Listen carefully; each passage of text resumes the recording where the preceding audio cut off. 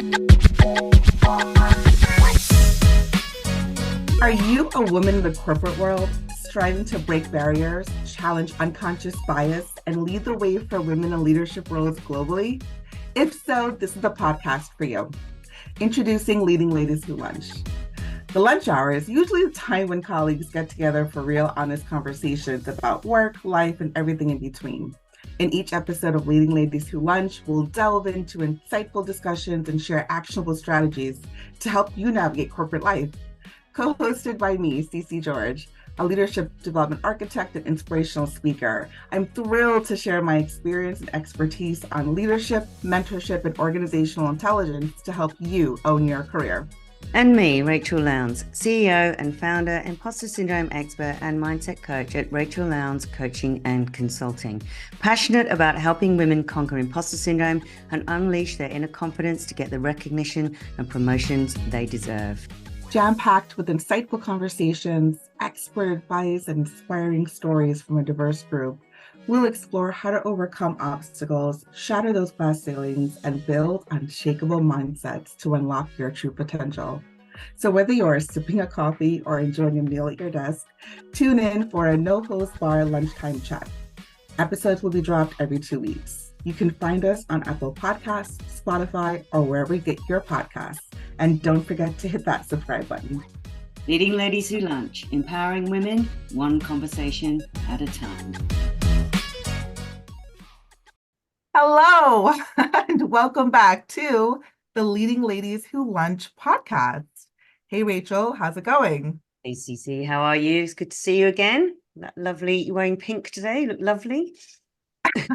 I was feeling in a really pinky kind of mood, which actually falls in line perfectly for today. You know, I was thinking about the Barbie movie that came out last year, and I don't know if you knew this, but the Barbie movie was the only billion-dollar blockbuster that was directed by a woman. The director's name actually is Greta Gerwig. And here's the interesting thing about the Barbie movie. Okay, so the Oscars are around the corner, coming up on March 10th here in the US. And we've got Ryan Gosling, who is nominated for the Best Supporting Actor. We have America Ferrera, who also got a nomination for Best Supporting Actress. And Margot Robbie, playing the lead role of Barbie, who carried the entire movie, was completely overlooked. I mean, yeah, I have to admit, I haven't watched the movie, but I do know that they had a fantastic marketing campaign. I also didn't watch any of the news stories about the Oscars, but I guess I don't need to know that that's pretty messed up, right? I've seen plenty of memes actually of Ryan Gosling's face, and that kind of encapsulates the reaction we all need to have here. You know, it's alarming and weird that she wouldn't even be nominated for her part when the movie is literally about Barbie, the role that she played. Right. Like, what world are we living in? Do I have to repeat myself 100 more times for people to understand how crazy nuts that is? And honestly, I hadn't watched the movie either. But doesn't this remind you of the kinds of experiences that we've had ourselves in the workplace? I mean, I once had this male boss who made me feel so much more inferior to him when I actually just really think he was intimidated by me and the talents that I clearly had. And he went out of his way to purposefully make me feel that way. I mean, come on. Right, yeah. I mean, I've had that with both male and female bosses, to be honest. I've been told I've got quite a strong presence. So this may be why I've also been told I'm intimidating and scary. I mean, I don't think I'm particularly intimidating and scary, but anyway. I don't think so. But that's just perception, right? And that's something that we touched on in episode 4. So I feel that there can be a lot of unconscious bias at play with that kind of reaction. But, today's topic is, it's obviously, it does seem that women rising to the top can cause some discomfort for many men, whether they recognize it in themselves or not, and women as well. But it can happen, as you know. Right, right, absolutely. I think you're right. I think a woman's rise can cause some amount of discomfort for certain men, maybe not all men, but for certain men, it may be Mm, a challenge to see that.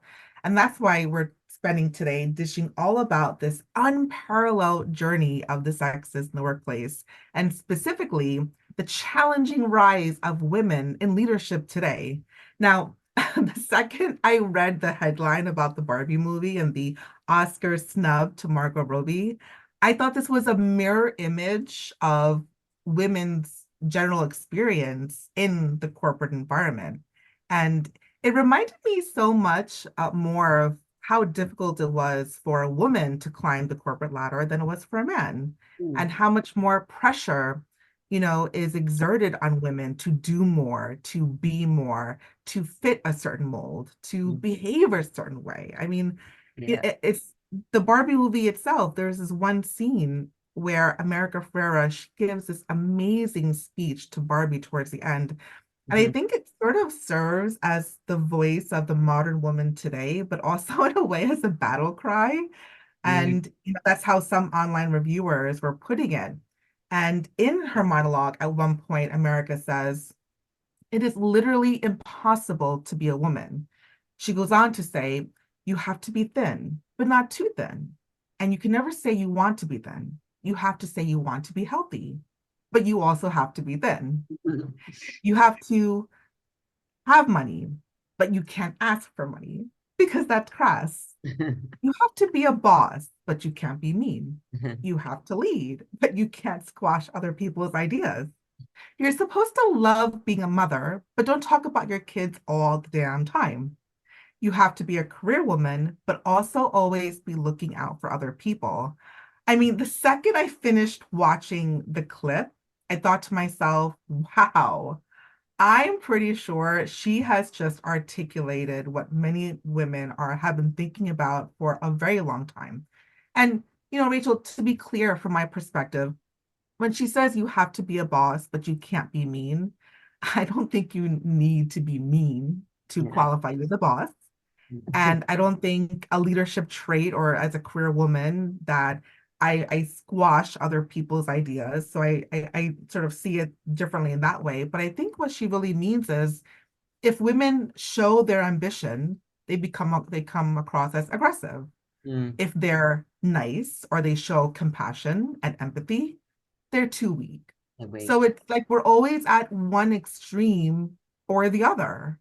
Mm, hmm. Yeah, when you sent that to me, I thought, wow, whoever's written this has basically written a war cry for women all over Right. the globe. I've never felt so seen. And Right. right. So, this dichotomy of always having to be like one thing, but not too much of it, so that you don't cause an imbalance of the other. It's ridiculous, right? It feels like you can never win as a woman, no matter what you do, you're going to do it wrong, Mhm. right? You're too much or you're too little. You can't be this, you can't be that, but you should be this, but not too much of it. Right. It's just tiring. It makes you want to give up. Right. And I think we just have to kind of really accept that there is no such thing as a perfect woman. So can everyone just relax and shut up? Right? Like, Thank give you. us a break already. Like, don't they know that we've got enough to contend with as women? It's just relentless. It's just relentless. Exactly. And we're always held, you're right, we're always held to that too much or too little standard. Mm, So it's all connected when you think about what America Ferrera is, talking about and really saying in her monologue, compared to the workplace. There's so many parallels there. mm, It's another example of how it's just so much harder as a woman, to have this life and to make this life, what you want it to be without offending anyone else in the process, because it's our responsibility to care about that as well as everything else, yeah. you know. And I find it so we are in 2024, right? That is the year that we're in. It's not like the 1960s or anything. I'm Well, I'm yes. I mean, I I'm love that idea, that concept of people being offended, right? Like nothing happens when you're offended. You are just offended. right. right? And Right. it's all got to do with your values, beliefs, how you brought up, all that kind of thing. And I think, people who get offended so easily probably need to have a look at some of those kind of, like, why are you offended? What is it about your beliefs Right. and your values that is making you feel so offended right now? And is it kind of, is it justified to be so offended by things? Like, let's have a look at some different perspectives. So being offended is quite an interesting concept for me. And it's a very strong way of categorizing it, isn't it? I actually had, this one counterpart of someone that I worked on team with who he thought that my ambition just meant that I was such an aggressive female. He Right. actually said to me one day, he was like, "Wow, you're really aggressive, aren't you?" Oh, And wow. I haven't done anything at all except share with him what I wanted to do and be when I grew up, and how I was interested in climbing the ladder, and how I was always putting my name in the hat to take on extra work and more stretch assignments and things like that. And that's the label he chose to give me, when I'm pretty sure if it was the roles were reversed and Yeah. he was doing that with me, you better believe I would not have categorized him as aggressive. I would have, Well, no, congratulated him and, if you said, were a "Hey, I male, wish you luck." yeah, if you were a male, you would not be labeled aggressive. You would be labeled as No, like, oh, wow, you're ambitious. Most likely exactly. ambitious is the word that would have been Exactly. used. Yeah. And nobody would have gotten offended. No. But but my ambition and my dreams and my pursuits of those dreams warrants I have to worry about offending other people in the process. Oh, It's God. unreal. It's unreal. And this whole thing has been, just bringing back to my mind all the different, examples and, experiences I've had with, the male bosses. Now, I Mm. will say I've had far fewer male bosses or people I've reported to who are men than women. But of the male bosses, I can definitely say there was probably only one who I actually really did enjoy working with, because he gave me so much autonomy in the work that I was responsible for.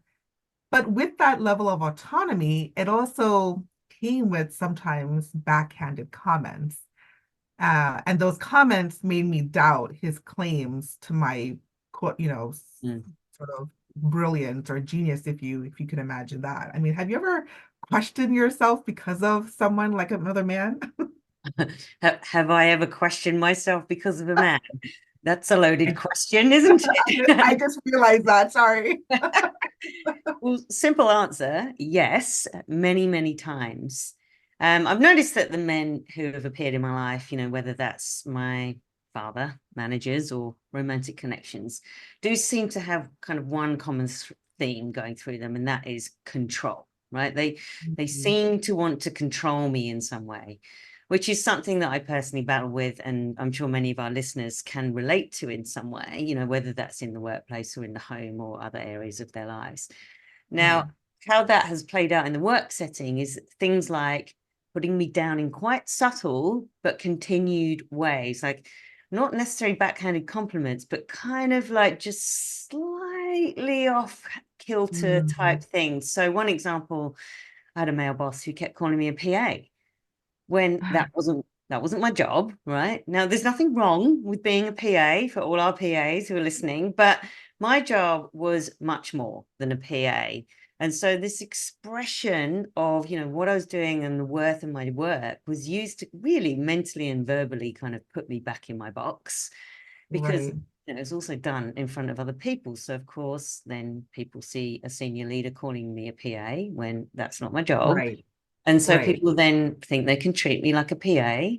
So I Right. essentially, what happened is that I then lost autonomy and my voice because of that.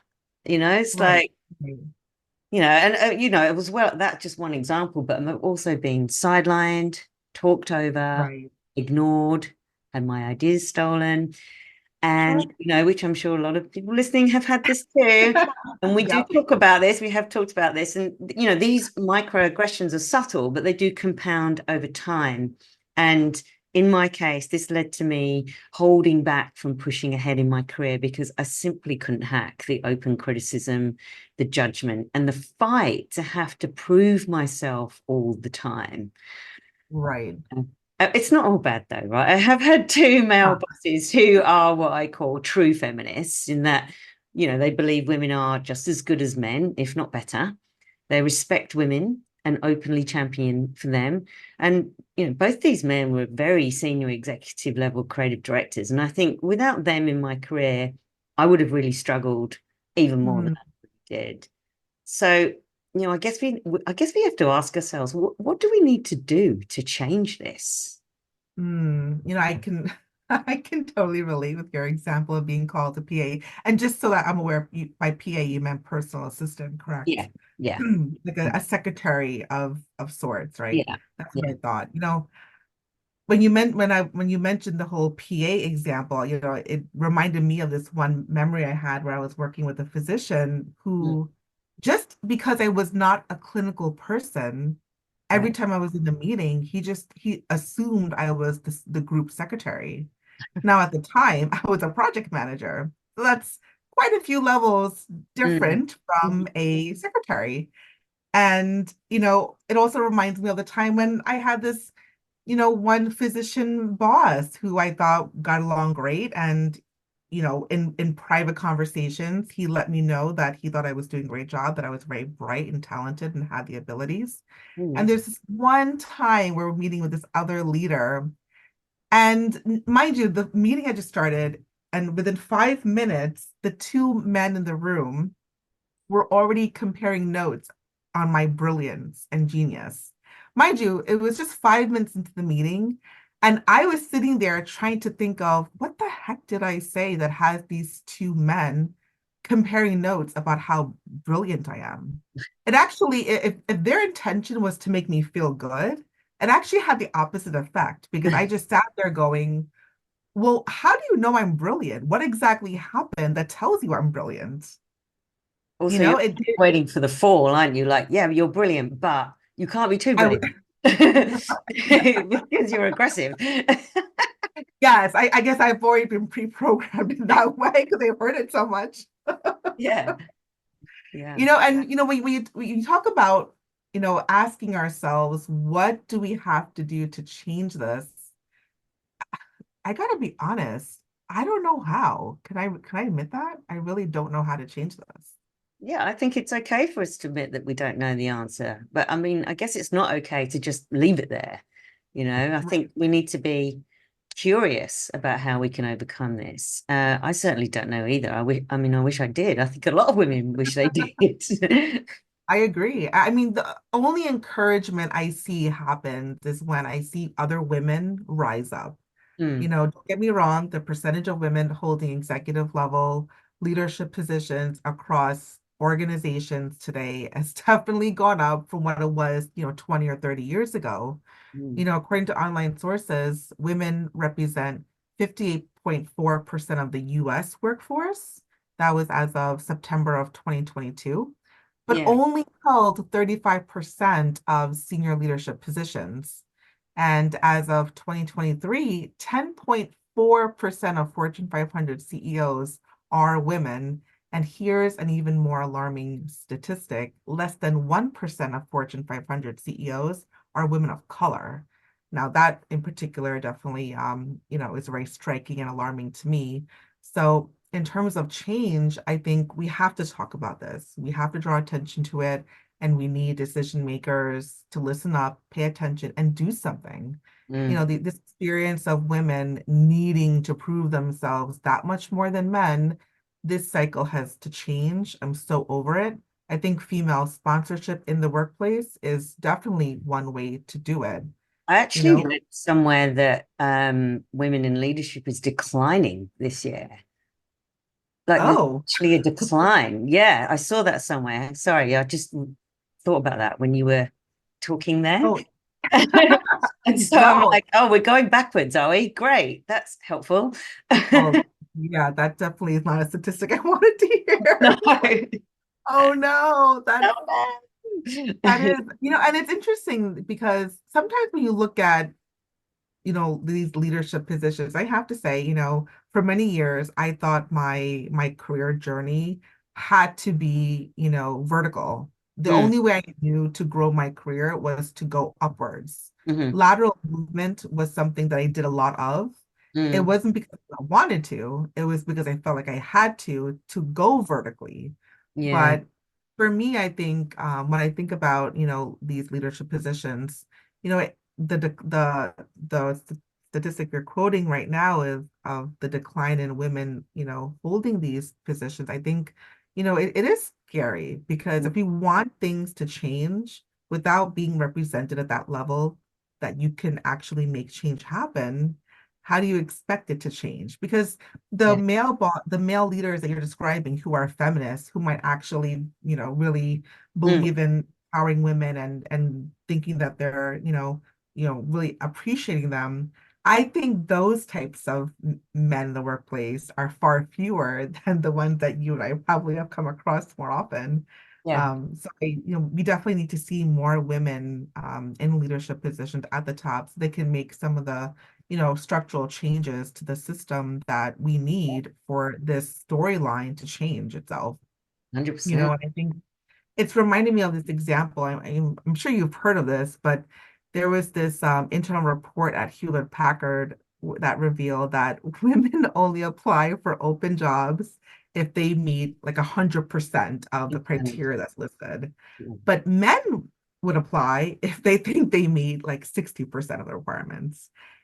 So I know women, and I'm going to be honest, myself included, I have definitely looked at job postings and I would tick off, okay, I have one, I've got two, I've got three, Yeah. 4, 5, 6. If it stopped at 6, I probably still would not apply Mm, if it stopped at 6. I would only really look for jobs that I met most of the requirements. hmm And that kind of thinking is so detrimental to our growth, don't you think? Yeah, so we have to ask ourselves if we're only applying for a job where we meet all of the criteria, then where's the growth in that? Right. If you could do the job already, you shouldn't really be applying for it, right? Because Right. it's going to be more of the same. Ultimately, it's going to result in job dissatisfaction because, like you say, you're moving laterally, not vertically. And it's Right. about recognizing that that is the reason that we get stuck and that growth requires us to identify where we have gaps and work to fill them with additional knowledge, experience, and expertise through actually taking a chance and doing it. Although Right. managers Exactly. do have to give women the opportunity to do that too, right? There is that issue. Exactly. You know how many times I would apply for jobs where I didn't meet all the requirements and it Mm, was a step or two above from where I was, only to hear in the end by the recruiter, you don't have the same experience we're looking for. mm, Well, no, no joke. If you mm. give me the job, then I will have that experience. Yeah, yeah, yeah. It boggles my mind. You say you're looking for one thing, Mm. and you're not willing to give a person the chance or the opportunity to prove it to you. Yeah, you It's can't be too much or too little, remember? there we go. And we don't want to offend anyone in the process, mind you. You know, when I was thinking about us recording today and the topic that we're talking about, we usually like to include, some element of strategies and tips that are, all of our listeners can take away and apply to your life. And honestly, this was hard for me because it was really challenging for me to think of, well, what can I, myself, you, and everyone listening do to really turn the tide? Mm, But then as I thought about it, whatever, there are things within our sphere of control that we can do that, over time, I think it will make a difference. So I'm mm, going to offer, a few things. In terms of tips and strategies that you can take away, here's the first I will say. I think it's really important to stay being committed and staying committed to lifting up other women as you yourself are climbing. mm, I will forever be grateful to the many strong women who have given me gifts. And by gifts, I mean giving me their time, their counsel, opportunities, exposure, whatever it was. So I have a pay it forward mentality. And wherever I can try and do the same for others, I do. People come to me asking, to meet with me for mentorship, for coaching, for sponsorship, for, making connections and networking, for opening opportunities for jobs. And I try to give as freely as I can. Because that's just something I learned as a lesson from my mom. Mm. Second, I'll offer is sponsorship. And I mentioned this earlier. I really have to emphasize how important sponsorship for women in the workplace is, especially women of color. Mm. And I would like to see a man sponsoring a woman. I'd like to see more of that happening. And I think if we can see more of that happening, that can definitely lead to the kind of cultural change in the workplace that you and I are advocating for. Yeah, I mean, as women, we talk about the sisterhood, and then we Right. can be our own worst enemies. But we need Right. to walk the walk, not just talk the talk. We need to actually openly support each other, not judge and criticize. Right. And that's what made me take a whole new stance and perspective on leadership and what that means, which is to help people grow as well as provide direction, which can Hmm. be done at any stage of your career, no matter what level you are at on the corporate ladder, right? It's important to embrace leadership as a skill and a journey and start developing those skills now. So, my advice is to seek out people who openly support your cause and who would talk about you positively when you're not in the room. Ask to learn from them and take their advice seriously. So it's something you've been talking about. This is something I didn't do, and it was a mistake. But now I volunteer 3 mentor hours a month in a mentorship program I'm in. And it's, Nice. it's really, truly wonderful to be able to pay it forward in this way. And also I'd say, work with a coach if you need that extra help, because the best investment is the one that you can make in yourself. And Yeah. whilst, there is a cost to coaching, but the return on investment pays back tenfold and increases over time. Now, Right. having had many coaches myself and invested heavily in my own coaching as well as my coaching skills, I cannot speak highly enough of how this has been an absolute game changer in my life. And it's another thing that I wish I'd done sooner. It's made me a better person. It's made me calmer, emotionally regulated, able to Right. take on challenges in a more strategic and open-minded way, and see lessons in my life rather than mistakes. Those are great tips, and absolutely. All right, so just to recap, here are some ways that we can change this challenge that women experience with rising in the workplace. So we talked about lifting up other women as you yourself are climbing and being proactive about supporting the growth and development of other women. Second, if you don't already have one, to seek out a sponsor to help you with your career goals. And as Rachel described, sponsor as someone who can talk about you when you're not in the room and Mm, really advocate you and support your cause. And as Rachel has just so eloquently put it, working with a coach, coaches have that extra little gift that they're able to bring out of us what we can't see in ourselves. yeah. So I know that I've had the experience of working with some coaches in the past, and I'm sitting here or kind of sitting here with a really great one myself. So please do seek out a coach if you're able to, and really help yourself in that way to move the needle along in the way that you need it to. Yeah. All Advocate for right. yourself and others. Yes, exactly. All Yeah. right, folks. Well, thank you so much for listening to this episode of the Leading Ladies Who Lunch podcast. If you like this episode, we would be so grateful if you could share it with your friends and tag us on social media at Leading Ladies Who Lunch. Your reviews of this podcast mean so much to us. We'd love it if you could rate it and subscribe to the show. Remember, you can find us and subscribe to the podcast on Apple Podcasts, Spotify, and other podcast platforms. Subscribe to stay up to date with the latest episodes and follow us on Instagram, Leading Ladies Who Lunch. Just remember, episodes drop every 2 weeks. Until then, stay sassy, friends.